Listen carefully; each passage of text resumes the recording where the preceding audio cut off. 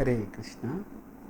Question: when the Lord's pastimes are transcendental, can they be analyzed? Shouldn't they be treated as beyond analysis? Because many times people analyze them and come to speculative, offensive conclusions. Answer: yes. The Lord's pastimes, that in his various manifestations, they are transcendental.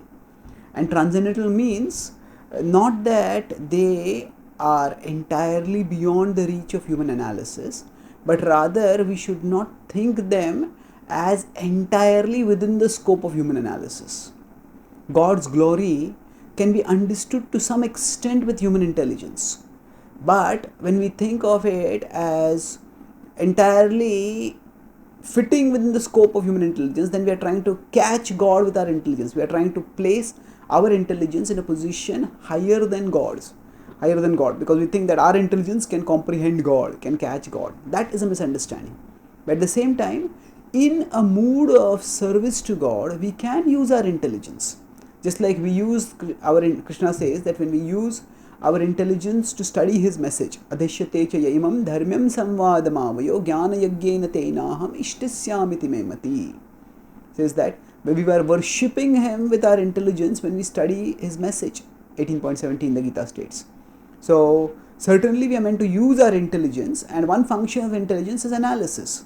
So analyzing the Lord's pastimes, it can very well be a means by which we use our intelligence to serve Krishna, to worship Krishna. In fact, Srila Madhvacharya explains that the epics, the Ramayana and the Mahabharata, which depict the Lord's pastimes, they can be understood at three different levels. He says the literal, the ethical, and the transcendental or metaphorical. So the literal means that we just recite the pastimes, we hear the pastimes, and that itself is purifying, because we are connecting with sound vibration that is describing the Lord and his illustrious activities. Along with that, second level is ethical. Ethical means that from the Lord's pastimes we can draw ethical lessons, and he, along with his associates, often demonstrates exemplary ethical conduct. And by observing such conduct, by learning from such conduct, we can improve our lives. We can draw ethical lessons from this. And then the third, he says, is metaphorical. There are some places where the Lord acts in there are certain things which are symbolic within the Lord's pastimes, and we can understand it at that level also. But the metaphorical is never a replacement for the literal. The metaphorical is supplementary to the literal. So that means, yes, the Kurukshetra war can also be seen as a metaphor for the battle between good and evil within our consciousness. But that does not mean that the Kurukshetra war is only internal, and there was never a Kurukshetra battlefield where a war took place. So now when we analyze the Lord's pastimes, we often do it from an ethical perspective.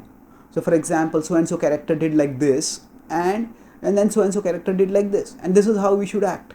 And there is a very deep tradition which goes into this. So for example, when we have Krishna performing pastimes in Vrindavan, and Yashoda ties Krishna, at that time the rope is 2 fingers short. Now what the 2 finger means? The 2 fingers, they are seen here in a metaphorical way, that they represent human endeavor and the Lord's grace. And now this is metaphorical, and this is the Lord's pastime being seen at a metaphorical level.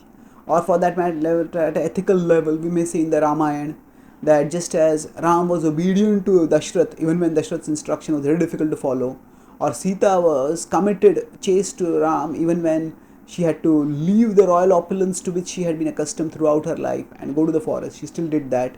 So in this way, there are various lessons that can be drawn from the conduct of the Lord and his activities, and Lord and his associates and their activities.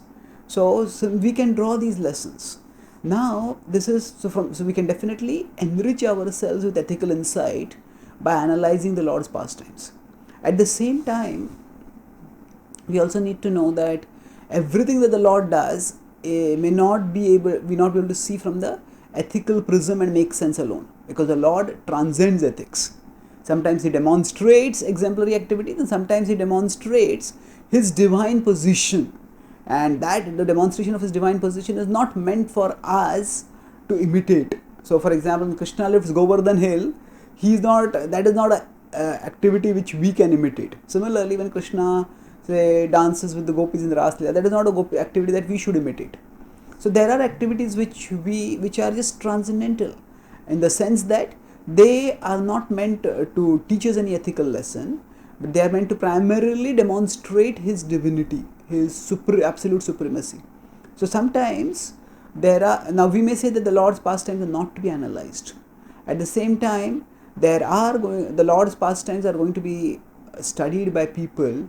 There are in India many people who study the Ramayana, the Mahabharata, and they analyze, and they often see, for example, the Ravan conflict, they see it in Aryan Dravidian terms, and they give a whole irrational, self-serving twist to the whole pastime.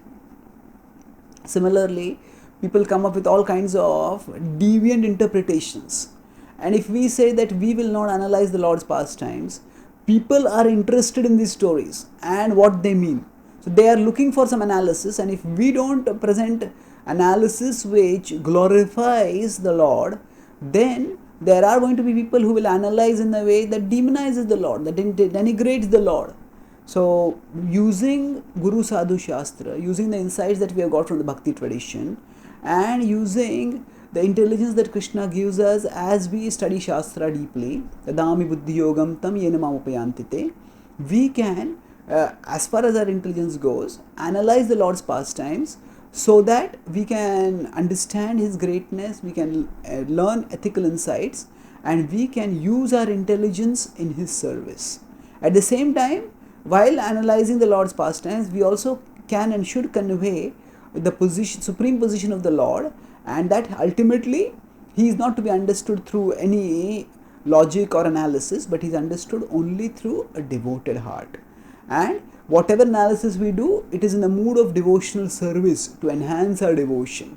And with that mood, if we do that analysis, then that analysis can increase our absorption in the Lord's pastimes, can increase our sense of connectedness with the characters in the Lord's pastimes, because we will see, oh, they are not just remote historical characters.